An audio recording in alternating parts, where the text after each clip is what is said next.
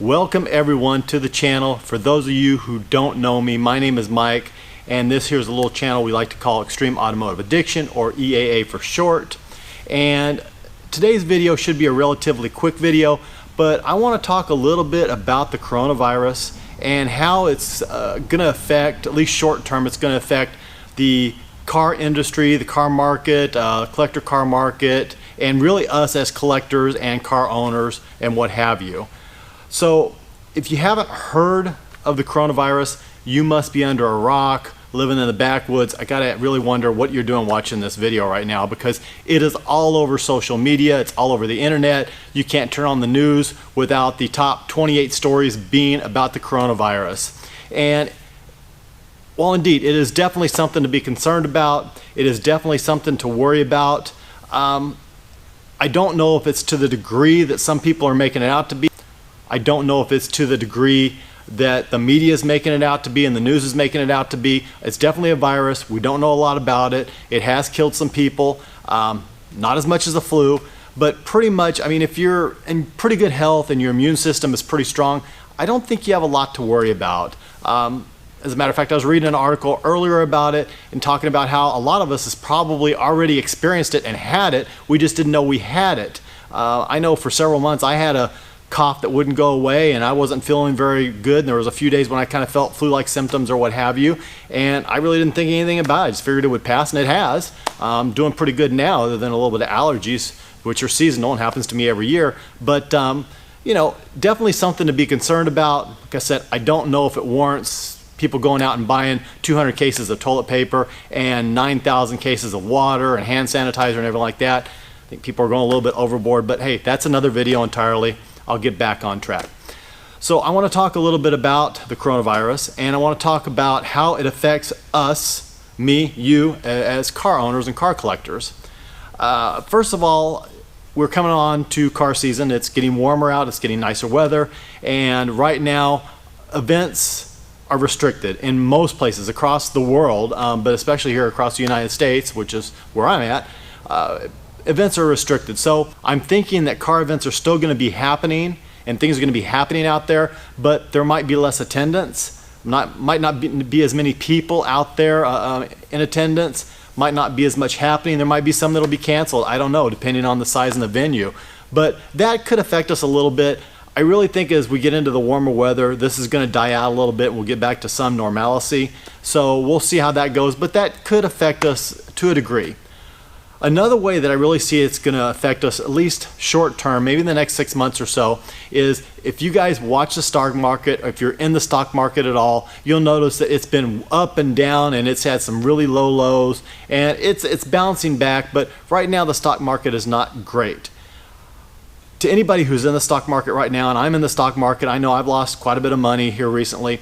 Don't panic. Unless you need that money right away, don't panic. It's going to come back. It's going to come back strong. It'll be fine. Just hang in there. As long as you don't need the money right away, you're fine. It's kind of the same thing for cars. I really see that the prices of automotive, if people really want to sell them, regardless of what it is out there, is going to have to drop. You know, right now, because people are staying in, they're not going out, they're not going to restaurants, they're not going to concerts and venues and things like that, and places that employ people. So these people that are employed through these restaurants and these big venues, they don't have as much of an income, or they don't have any income at all. So what's the first to go? It's going to be their toys. Okay, so right now, if someone needs the money and has to sell their vehicle, if you've got cash and you want to let go of it, it's a great time to buy a vehicle. Absolutely a great time to do it. You can get some really great deals. I would say really right now car values are probably down, or should be down, around 20% or so over what they would normally be. So great time for those that have the cash in hand and don't mind letting it go and want to get some really good deals. But as far as people that are selling their vehicles right now, if you can hang on to them, I advise you to hang on to them. If you don't need to get rid of them, you don't need the cash, don't sell them. Don't get rid of them, because you're not going to get really that great of a price right now. For those that are maybe looking to trade or what have you, I think that's the best avenue right now. Trading is going to be at an all-time high. I really think that that's what's going to be really a strong trend over the next 4 to 6 months until this all dies down. So if you're open to a trade, and you can make a trade that's mutually beneficial to you and the other party, that's the way to go. But right now, trying to sell a vehicle, I wouldn't want to sell a vehicle for cash right now, because you're just not going to get what you would get in a better economy and a better market. So, you know, that's just my 2 cents. Again, this is just my opinion. As I've always said before in all my videos, just my opinion. You might have a different opinion or a different take on it, and that's perfectly fine. I would love to hear it in the comments below. But I just wanted to throw this video out there and just, like I said, throw in my 2 cents. And speaking of trading vehicles, I am actually standing in the spot where normally the Jaguar would sit. If you guys don't follow the channel, you may not know, but I had a 1969 Jaguar XKE, and yes, I say I had a Jaguar XKE because I actually traded it. I traded it just a few hours ago, and I'm going to go ahead and show you guys the vehicle. We're going to run over to the workshop because that's where it is right now, because it seems like whenever I get another vehicle, there's always some little something or 2 or 3 or 4. Actually, there's probably about 6 things on the list right now that Eddie needs to dive into and take care of. I don't think anything major, certainly, but there are a few things that I just want to do to get the car right. And then I'm going to decide whether or not I want to keep it for a little while, or if I want to go ahead and trade it for something different, look into sending it someplace else. Cool car, I'm just not sure if I'm connecting with it. And so you might ask, well, why did I do the trade? I just like to trade. And quite honestly, I traded this vehicle. I got it from a guy that I know. He's a friend of mine. We've been friends now for a little while. He actually was the one that built my 79 Trans Am. It's parked over back that way. You probably can't see right now. So, nice guy. We had talked about doing a Corvette trade, I don't know, maybe a year and a half ago or something like that, and that didn't work out. So this time we did make it work. He's probably going to sell the Jaguar. It's not really his cup of tea, but he's looking to cash out and get some money, which in the market, who knows? Hopefully it works out for him. I think the Jaguar is worth a little bit more than the car traded for, but sometimes it's not always about coming up in the world and making more money. For me, it's not about that. It's about making a trade, getting something different, getting into something that I like, that I enjoy, just to have my hands on it and tinker with it for a little while and then move on to the next thing. So that's exactly what I did. So let's take a run over to the workshop real quick, and I will show you guys very quickly what the vehicle is, and we'll go from there. Okay, over here at the dark and dreary shop, we're thinking that we're going to upgrade the lighting in here because the lights, they suck. I mean, there's just no two ways about it. They're horrible. So that is a project in the not too distant future. But I want to let you guys know that the 64 Corvette that's over this shoulder, and probably kind of over this shoulder, yeah, it's more over the shoulder, but the 64 Corvette is over here right now, primarily because I was having some problems with it. It seems to be like cutting out at about 3,500, 4,000 RPMs. It's just like coughing and sputtering and what have you. Eddie seems to think that it's probably the ignition because it's like an original old points ignition in this thing. So we're going to upgrade to an electronic ignition, hopefully get that fixed and get that taken care of and get a little bit more performance and get this car running the way it should. But man, the car looks so amazing. Those wheels, Eddie took off with it the other day to bring it over here, and I'm watching it drive away, and it's just like, man, what a beautiful car. What a beautiful, beautiful body style. But that's not what you want to see, right? You want to see the new car, of course. And there it is, 1972. This is actually a Pontiac Le Mans. It has the Endura, I guess the Endura package, which I don't know a lot about Pontiacs, but I'm told that's basically like all the GTO options. You can see the GTO wing. It's got the GTO stickers on the side. We'll come around here to the front. It's got the, try not to step in oil. It's got the hood and the front end, the badging. So yeah, that's it. Step back here. That is it. And I'm going to apologize because I just noticed it. The vent up there always makes that noise, so I apologize for that. Won't be in here very long. But yeah, this is the new vehicle. I'm going to talk about it a little bit more in detail. I will do a video on it, I promise. But it's over here right now. Eddie and I made a little list of things to do to it. Right now, like the biggest thing is I don't think the carburetor is working very well. It's got a Demon carburetor, which is made by Holley. I don't have good luck with Holley's.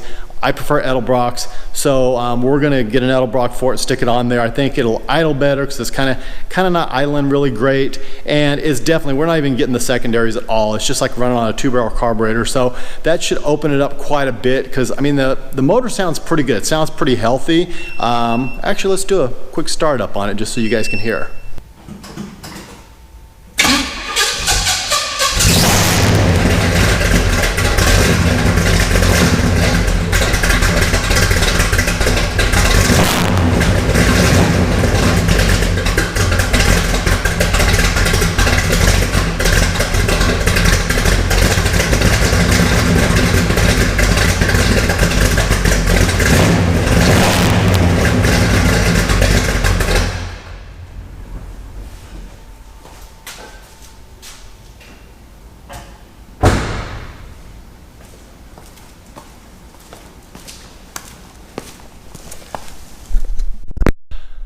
Yeah, maybe not quite as good as the Pro Street Chevelle, but not bad actually. It's got a pretty nice sound to it, and I think that once everything gets dialed in, you guys could probably hear the starter. The starter's not quite catching, so Eddie's thinking it probably needs to be shimmed a little bit differently. So he's got a few things to do on this car, and then it should be good to be ready for its video debut. Okay, so back over at the toy shop, and before I end the video, I'm going to complain about one more thing and just see if you guys have similar experiences.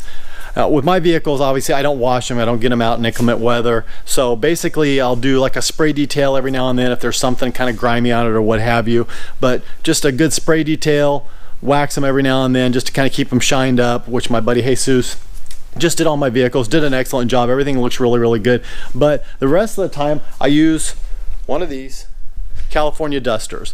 So far that's been the best thing that I could find to really keep my vehicles clean and dust free. I have two complaints about the California duster. Number one complaint is whenever the duster is new, I notice that it leaves kind of a film from that paraffin wax, I guess it's in it. It's really drenched with it, and it'll leave a film on the vehicle's paint or the glass or what have you, whatever it touches, and then I've got to go back through and kind of do a spot detail and clean that up. So that's number one. Yes, I know you're supposed to take them out of the bag and you're supposed to let them air dry for a couple of days before you use them, but this one I actually took out, as you can see, and it's just been in this bag, so I mean air is able to get in there, but I don't know, maybe that's not enough. So the second complaint that I have about these things is that the little strings there, they end up getting caught like in the trim or on the emblems or what have you, and then sometimes some of them are there permanently, you just can't get them out, and that's kind of annoying. I mean, I know that this is probably the best method out there. I've looked at others. As a matter of fact, I bought this one. What is it? Prestige Auto Care. It's a telescoping microfiber. That's what it is. Microfiber car duster. I bought that thinking that I would try something different. It really doesn't pick up the dust that well, and it doesn't get into like the nooks and crannies as well as a California duster. So I'm looking if you guys have had any experiences with any other type of dusters or anything like that that you have found to be good, you've enjoyed, maybe don't have some of the problems I'm talking about. Let me know. Leave me a comment down below. I would greatly appreciate it. And with that, I'm finally going to end this video. I said it was going to be a short one. It turned out to be a little longer than I expected, but that's okay. So as always, don't forget to like, share, and subscribe, or you can subscribe, share, and like, or whatever order you want to do it. I don't care, it's all good for me. P.O. Box and Instagram will be in the description below, and please keep in mind that if you're somewhere else in the world or what have you, I would like to collect a license plate from all parts of the world. Every state would be awesome. So if you have an old plate laying around from out of state, it's not California, or maybe some of the ones that are up here, I'm not even sure what's up here, but even if it is, send it to me. I would really appreciate it. Like I said, P.O. Box will be in the description below. I would greatly appreciate it. And I've said this before, I would love to hear from you guys. If you want to drop me a line or what have you, I know snail mail is the old way to go, but you can send me a picture or two of your vehicle, tell me about your vehicle, whatever's going on, projects, dream cars, whatever. If it's cool, I would be happy to share it on the channel. Hey, that's kind of cool, right? That's kind of exciting, that's kind of fun, so something to think about. And yeah, with that, God bless, take care, have an absolutely amazing day. You can see the camera bouncing. It's like it doesn't want to stop. Maybe that's just me, I don't know. Welcome everyone to the channel. For those of you who don't, yeah, we're gonna try that again.